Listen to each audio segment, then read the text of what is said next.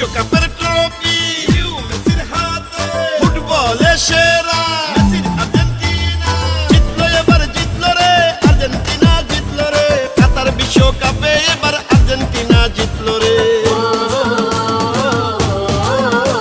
ও জিতলো, এবার জিতলো রে বিশ্বকাপে, জিতলো রে ফুটবলের জাদুকর লিও মেসি জিতলো রে।